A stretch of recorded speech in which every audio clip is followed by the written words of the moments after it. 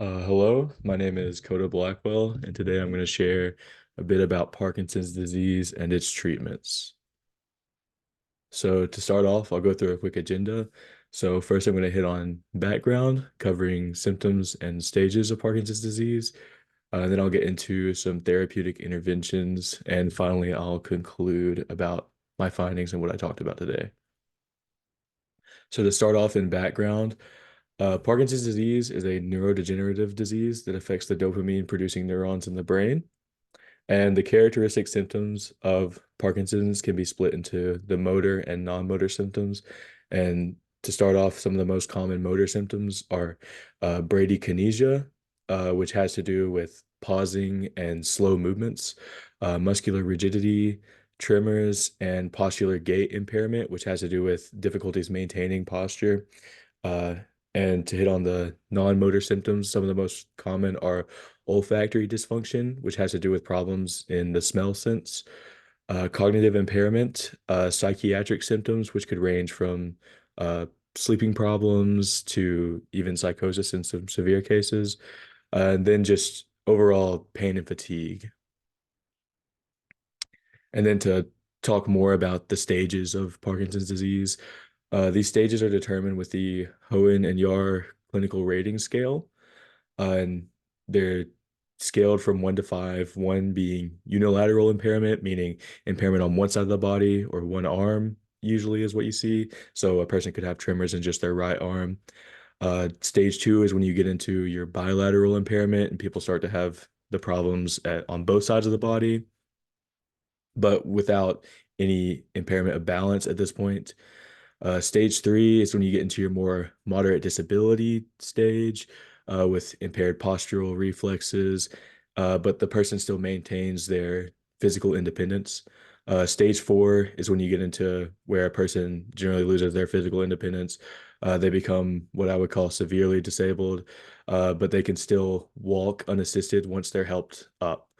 And then stage 5 is your last stage, meaning the person is generally confined to a bed or wheelchair unless aided to walk or get up. They really lack all of their physical independence. And to hit on one of the treatments, the first one I'll go through is the use of fetal ventral mesencephalic tissue implants. So this involves harvesting tissues from embryos of 8 to 9 week gestation age. Those tissues are then dissociated into a cell suspension, and that cell suspension can be implanted directly into the putamen of the brain. As you can see in the image in the bottom left, that illustrates the putamen and where the injection takes place. And the image on the right is a medical device used for that injection. And I'll get into some literature review of that. So first of all, the Linval et al. Paper talked about 2 patients that were implanted. Patient 1, after implant, found that their rigidity and dyskinesia was completely ameliorated, and the positron emission tomography revealed an increase in dopamine uptake in the putamen. And then patient 2, prior to the surgery, was considered a stage 3 Parkinson's disease patient, meaning that they still had their physical independence, but they were on the stronger side of symptoms. And then after the surgery, they stopped taking L-DOPA, which is a really common medicine to replace dopamine in Parkinson's disease patients after 32 months. And even after they discontinued taking that medication, their positron emission tomography still revealed that they had nearly normal dopamine uptake after 3 years. And then another paper by Green et al., they looked at 19 patients with early onset Parkinson's disease. Most of these within this study were treated in the 90s. Within that, as you can see in the graphs on the right, they split this into 2 groups. The first was a group that saw dyskinesia improvements, and of that group, there were 12. And of the other group, there were 7 that saw no significant improvement. And then the graph just kind of illustrates using the UPDRS term, which is just a metric for Parkinson's disease effect. It fell considerably in the group that saw improvements, and really didn't fall at all in the group that did not see improvements. And next, I'll get into the use of embryonic and induced pluripotent stem cells. So to start off, embryonic stem cell use, there really aren't many modern studies for Parkinson's disease that use embryonic stem cells due to ethical and immunological challenges, and most focus on using human-induced pluripotent stem cells. After the induction, the process is pretty much the same. So I'll talk more about the induced pluripotent stem cells.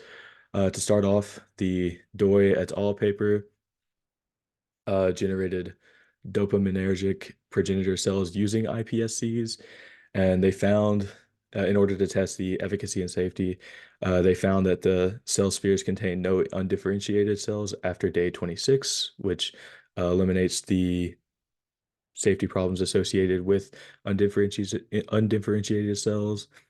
And they also talked about some in vivo testing for efficacy and safety. These in vivo tests were done on monkey subjects. There were 1.5 to 2 million cells transplanted. And after 6 months, they found that the grafted neurons survived with no adverse effects. The next I'll talk about is the Song et al. They did in vivo testing with a rat model. And as you can see in the picture on the right, they had no teratoma or rosette formation in the rat model. Lastly, I'll talk about the lentiviral vector gene therapy. So the lentiviral vectors are produced through transient transfection. They are a better subject than AAVs because they can bear a larger genetic payload. The vector is administered bilaterally into the putamen. And to look at a paper, Kakoti et al., they analyzed Paul Fee and other researchers' results in the open label trial of the LV Prosaven. In this trial, they found, or they used 3 doses in a 12-month period with 4 patient cohorts. And they also used the Unified Parkinson's Disease Rating Scale to measure efficacy and found a noticeable decrease in UPDRS score at 6 and 12 months, decreases of 31 and 33%.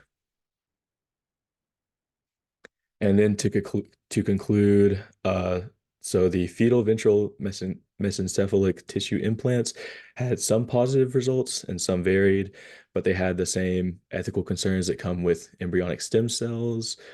And then the embryonic and induced pluripotent stem cell research saw positive results in vivo, and still pluripotent stem cell production has challenges in scaling up. And then lastly, the lentiviral vector gene therapy saw positive clinical trial results, and then the possibility for continuous production, as we learned in class this year. And in my opinion, the lentiviral vector gene therapies had the most promise overall out of these three.